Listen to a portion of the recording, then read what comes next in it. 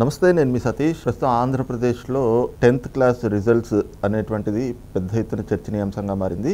మరి ఇందులో జరిగినటువంటి తప్పిదానికి బాధ్యులు ఎవరు, అసలు దీనిపైన వస్తున్నటువంటి విమర్శలు, ముఖ్యంగా ప్రభుత్వం పైన వస్తున్నటువంటి విమర్శలను ఎలా చూడాలి అనేటువంటి అంశాల మనతో విశ్లేషించేందుకు ప్రముఖ రాజకీయ విశ్లేషకులు అడిసిమల్ శ్రీనివాసరావు గారు ఉన్నారు. సార్ నమస్తే. నమస్కారం సార్, ముఖ్యంగా ఈ 10th క్లాస్ ఎగ్జామ్ రిజల్ట్స్ అనేటువంటిది, ఆ మార్క్స్ ఏదైతే రిజల్ట్స్ వచ్చినాయో పెద్ద వివాదాస్పదంగా మారుతూ ఉంది.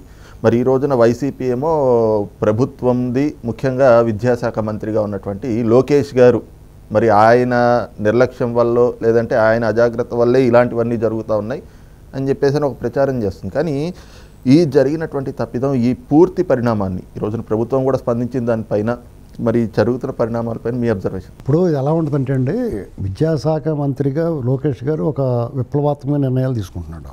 స్పాట్ వాల్యుయేషన్ తొందరగా జరిగి ఫలితాలు తొందరగా ప్రకటించాలనుకోవడం తప్పే ఉంది. విద్యార్థులు వాళ్ళందరూ కూడా ఆతృతగా ఉంటారు. ఫలితాలు వస్తే వేరే వాళ్ళ కెరీర్ని బిల్డప్ చేసుకోవడానికి ఏ మార్గాల్లో ఏం చదువుకోవాలో ఉన్నత చదువులు ట్రై చేస్తూ ఉంటారు. 10th క్లాస్ అనేటువంటిది ఒక కీ పాయింట్. 10th ఇంటర్మీడియట్ మధ్య అనేటువంటిది ప్రతి విద్యార్థి జీవితంలోనూ ఒక టర్నింగ్ పాయింట్ ఉండేది. 4 రోడ్ల కూడల్లో ఉంటాడు అన్నమాట. కాబట్టి చాలా ఇంపార్టెంట్ ఆ 2 ఏళ్ళు, 10th ఫలితాలు, తర్వాత మళ్ళీ ఇంటర్మీడియట్, ఈ 2 సంవత్సరాలు చాలా ఇంపార్టెంట్ లైఫ్లో. ఆ విషయంలో అయినా చిత్తశుద్ధిని మనం ఎవరూ శంకించలేము. లోకేష్ గారి విషయంలో చాలా శ్రద్ధ తీసుకుంటాడు. కుర్రోడు వివేకవంతంగా, విజ్ఞానవంతంగా, చాలా జాగ్రత్తగా ఆలోచించి కుర్రోడు మంత్రి గారు. ఇక్కడ ప్రమాదం ఎలా వస్తుందంటే, ఇదేదో రికార్డు సృష్టించాం, ఈయన దగ్గర పేరు తెచ్చుకుందాం అన్నట్టు కొంతమంది ఓవర్ యాక్షన్ చేస్తారు. విద్యాశాఖ అధికారులు లోకేష్ గారు శభాష్ అంటాడని కొంచెం ఓవర్ యాక్షన్ చేస్తారు. అంత తొందరపడిపోయి చేయాల్సిన అవసరం కూడా లేదు. వారం రోజుల్లో ముగించేప్పుడు వారం బదులు 15 రోజుల్లో ముగిస్తారు. ఏంటంటే ఇలాంటివి చేసినప్పుడు దాన్ని మూల్యాంకనం అంటే స్పాట్ వాల్యుయేషన్లో పాల్గొన్న వాళ్ళు కూడా అదే చిత్తశుద్ధి, అదే ఇంట్రెస్ట్, ఉత్సాహం ఉండాలి. అందులో జప్పా బ్యాచ్ 10 మంది 100 మంది చేరిపోయారు అనుకోండి. ఈ స్పాట్ వాల్యుయేషన్లో డెఫినెట్గా ప్రతి అంశంలోనూ కుట్ర ఉంటుంది. ఇప్పుడు ఈ ప్రభుత్వానికి ఉన్న పెద్ద సవాల్ ఏంటంటే, వీళ్ళు సవాలుగా తీసుకుని దానికి జవాబు ఇవ్వాలి, మంచిగా చేయాలనుకున్న ప్రతి దాంట్లో వీళ్ళకి ఈ జప్పా బ్యాచ్ ఉంటారు. అంటే జగన్ ఫ్యాన్స్, జగన్ ప్రేమికులు.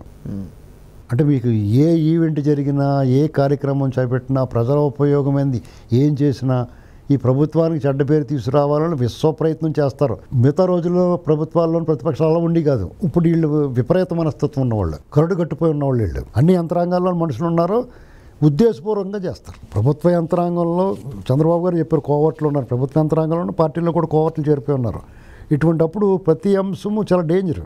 ప్రతి ఆచితూచి వ్యవహరించాలి ప్రతి అంశం కూడా. అంటే మనం ఇందులో మన చెడ్డ పేరు రాదేమో, దీని అంతటి ఇది సాగనయ్య అనుకున్న దాంట్లో కూడా ఏదో రకంగా బొక్క పెడతారు. అలాంటిదే ఇది. ఇప్పుడు స్పాట్ వాల్యుయేషన్ ఉంది.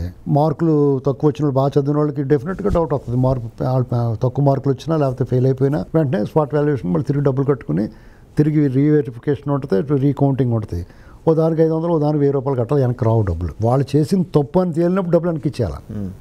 ఆ రూలనే పెట్టాలి. ఇప్పుడు మీరు వెరిఫికేషన్ చేయించుకుంటారండి. ఆ వెరిఫికేషన్లో వాళ్ళు స్పాట్ వాల్యుయేషన్లో తప్పు జరిగింది అనుకోండి, అప్పుడు తప్పు చేసింది ఎవరు, మరి వాళ్ళు కదా. అంచేత డబ్బులు వెనక్కి ఇచ్చేయాలి. ఆ డబ్బులు వెనక్కి రావు. అది ఒక భారం, పైగా మానసిక వేదన, వ్యధ. ఈ అధికారులు చేసిన తప్పుదానికి లోకేష్ గారు బాధ్యుడు ఎలాగవుతాడు?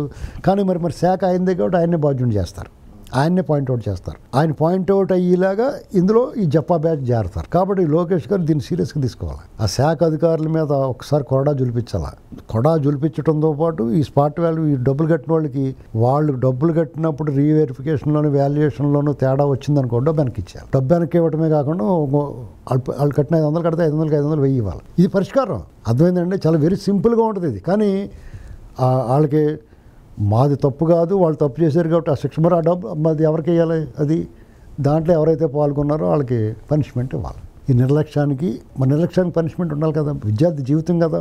ఒక్కొక్కళ్ళు ధైర్యంగా మనం బాగా రాసాం, అయినా తక్కువ మార్కులు వచ్చినాయి అన్న ఉద్దేశంతో ధైర్యంగా మళ్ళీ రీవాల్యుయేషన్కి వెళ్తారు. కొంతమంది సెన్సిటివ్గా ఆలోచించే ఏ సూసైడ్ అయినా చేసుకుంటే, లేదా ఇల్లు వదిలి పారిపోతే దానికి ఎవరు బాధ్యులు? అంటే స్పాట్ వాల్యుయేషన్లో పాల్గొన్న వాళ్ళు ఇటువంటి అవకతవకలో తేడా జరిగిందంటే స్పాట్ వాల్యుయేషన్లో పాల్గొన్న వాళ్ళు ఉపాధ్యాయులే కదా ఉంటారు. వాళ్ళు ఎంత బాధ్యతగా వ్యవహరించాలి? పిల్లల భవిష్యత్తు కదా. వాళ్ళు కూడా జగన్ ప్రేమికులైతేనే అంత క్రూరంగా శాడిస్టులాగా వ్యవహరిస్తారు. మామూలు ఆడవాళ్ళు ఉండడం, గురువు స్థానంలో ఉన్నాడు ఎవడో కూడా విద్యార్థి గురించి, ఆ విద్యార్థి ఎవరి విద్యార్థి అయినా సరే, అతను ఎవరో తెలియకపోయినా సరే వాళ్ళకి అన్యాయం చేయడానికి ప్రయత్నించాడు. కానీ ఒక్క జగన్ బ్యాచ్ మాత్రమే అత్యంత క్రూరంగా మనుషుల భావావేశాలకి, మనుషుల లక్షణాలకు వ్యతిరేకంగా ఉంటాయి. కాబట్టి వాళ్ళని పట్టుకుని శిక్షించాలి మీరు, లేదంటే ప్రమాదం ఇది. రాబోయే రోజుల్లో కూడా 200 మందిని దూర్పేశారు అనుకోండి, అందులో లేకపోతే 1000 మంది అనుకోండి స్పాట్ వాల్యుయేషన్ చేసి చాలామంది ఉంటారు, అయితే 1000 మంది అంచనాకే అందులోకి 200 300 వీళ్ళు దూరిపేశారు అనుకోండి. వాళ్ళ మనుషులు కూడా ఉంటారు కదా, కరడు కట్టిపోయిన వాళ్ళు, వాళ్ళకి సైకోపాచి అన్ని చోట్ల ఉంటారు. ఇప్పుడు రాజకీయాలు ఇళ్ళ పార్టీలోకి వచ్చేసి ఉన్నారు, కేడర్ కింద వచ్చేసి ఉన్నారు, ఆ ప్రభుత్వ యంత్రాంగంలో దూరేసి ఉన్నారు. అంత తేలిక తొలగించాలంటే 15 ఏళ్ళు అధికారంలో ఉంటే తప్ప వాళ్ళని ఎలిమినేట్ చేయలేరు, అలా పాతుకుపోయి ఉంటారు. కాబట్టి ఈ విషయంలో చాలా సీరియస్గా తీసుకోవాలి ప్రభుత్వం. పిల్లల జీవితాలతో ఆడుకోకూడదు. విద్యాశాఖ అధికారులు అందరినీ కూర్చోబెట్టి క్లాస్ పీకి వాళ్ళకి పనిష్మెంట్ ఇవ్వాలి, అప్పుడు దారిలోకి వస్తారు, ఒళ్ళు దగ్గర పెట్టి పనిచేస్తారు. అంటే మొదటి నుంచి చూస్తూ ఉన్నాం లోకేష్ గారిని టార్గెట్ చేసి ఈ రకమైన మీకు చూడండి, ఆయన విద్యాశాఖ తీసుకున్నాడా, హాస్టల్లో కెమెరాలు పెట్టారు, లేకపోయినా సరే దాని మీద చర్యలు ఏమైనా తీసుకున్నారు వీళ్ళు? ఎందుకు తీసుకోలేదు? దాంట్లో జోగి రమేష్ కొడుకు వాళ్ళు వీళ్ళు పేరు నాని కొడుకు పేరుని కిట్టు ఎవడో ఉన్నాడు, అందరూ ఉన్నారన్నారు. మరి వాళ్ళు తోలు తీయాలి కదా, లేకపోతే ఇంకా పేపర్ లీక్ అయింది, ఇలాంటివన్నీ వస్తాయి. లేకపోతే వాళ్ళకి అమ్మ ఒడి పడలేదు, అదే తల్లికి వందనం పడలేదు, లేదా ఫీజు రియంబర్స్మెంట్. అసలు ఫీజు రియంబర్స్మెంట్ మొదలెట్టిందే చంద్రబాబు గారు. 2001-2లో ఎస్సీ ఎస్టీ బీసీలకి ఫీజు రియంబర్స్మెంట్ చేసింది ఆయనే. తర్వాత రాజశేఖర రెడ్డి వచ్చి దాన్ని ఎత్తేసి 2007లో ఇచ్చాడు, మళ్ళీ 2004లో రాగానే దాన్ని ఎత్తేసాడు, 2007లో ఇచ్చి మొత్తం అందరికి ఇచ్చాడు.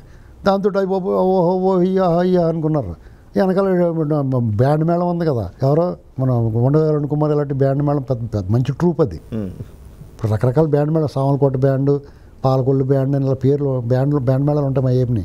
అలాగే ఉండవేల అరుణ్ కుమార్ బ్యాండ్ కూడా బాగా వాయింతాడు, పాటలు అయ్యింది రాజశేఖర రెడ్డి మీద. అలాంటి వాళ్ళు పెట్టుకుని మాట్లాడిస్తారు. వీళ్ళు చెప్పుకోరు, వీళ్ళు పైకి కిందకి చూస్తుంటారు శుభ్రంగా పదవుల గీతాలు దొబ్బేసి ఎవడు మాట్లాడ్డా.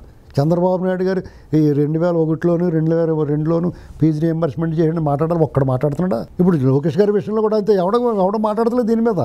మాట్లాడి స్పోక్స్ పర్సన్స్ వాళ్ళు ఉంటారు కదా పార్టీ వాళ్ళు, గట్టిగా నిలదీయాలా, అసలు ఎక్కడ సమస్య ఉందో దాన్ని మూలానికి వెళ్ళిపోవాలా, ఎక్కడ జరిగిందో చూడాలా, వాళ్ళు ఫైండ్ అవుట్ చేయాలా, ఫైండ్ అవుట్ చేసి వాళ్ళు ఫుల్ పనిష్మెంట్ ఇవ్వాలా, అసలు విధుల నుంచి తప్పించాలా. ఆ గ్యాంగ్ ఎవడెవడు చేసి మూల్యాంకనకి స్పాట్ వాల్యుయేషన్కి వేసేటప్పుడే వాళ్ళ క్యారెక్టర్ చూడాలా. సాడిస్ట్ని వేసారు అనుకోండి, వాళ్ళు ప్యాస్ అయిన కూడా పేలు చేస్తూ ఉంటారు. అదే కదా కనపడింది. ఇప్పుడు బాగా రాసిన వాళ్ళు తక్కువ మార్కులు ఆడడం బుద్ధి లేదు వాళ్ళకి, స్పాట్ వాల్యుయేషన్ చేసిన వాళ్ళకి. మంచి మిత్రులు వాళ్ళు ఏమన్నా రేపు పొద్దున వాళ్ళ పిల్లలకో లేకపోతే వాళ్ళ వాళ్ళకి ఎవరికైనా చేస్తే వాళ్ళు సూసైడ్ చేసుకుంటే ఎవరి పరిస్థితి? పిల్లలు సెన్సిటివ్గా ఉంటారు కదండి, బాగా చదివి బాగా రాసినాడు షాక్ అయిపోతాడు కదా, ఫెయిల్ అయిపోయినా లేకపోతే మార్కులు తక్కువ వచ్చినా. ఒక్క మార్కులో అవకాశాలు పోతూ ఉంటాయి, రేపు సీట్లు రావాల్సి వచ్చినా చేసినా. ఇది చాలా ఈ విషయం సీరియస్గా తీసుకోవాలి లోకేష్ గారు. ఎందుకంటే ఆయన కష్టానికి వాళ్ళ ప్రభుత్వం వాళ్ళు నిజంగా చాలా బాగా చేస్తారండి, వీళ్ళు బాధ్యతగా చేస్తారు. అంత బాధ్యతగా చేసి వాళ్ళ టీము ఇంత బాధ్యతారహితంగా వ్యవహరిస్తుంటే అస్సలు క్షమించకూడదు, వాళ్ళ మీద కఠినంగా వ్యవహరించాలి. ఆల్రెడీ చూస్తున్నాం ఆయన విద్యాశాఖలో కూడా ఏ రకంగా కొత్త మార్పులు తేవాలి. అసలు మీకు ఎంతసేపు కూడా ఆయన ప్రతిపక్షంలో ఉన్నప్పుడే జూమ్ కాల్ పెట్టి ఆ పిల్లలతోటి ప్రోత్సాహకరంగా చేస్తుంటే అందులో దూరాడు.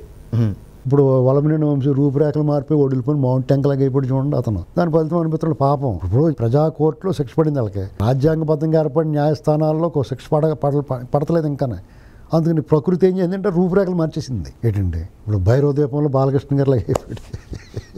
ఏంటండి అది పరిస్థితి. ఏమన్నా లోకేష్ గారు మాత్రం ఈ విషయం సీరియస్గా తీసుకోవాలి.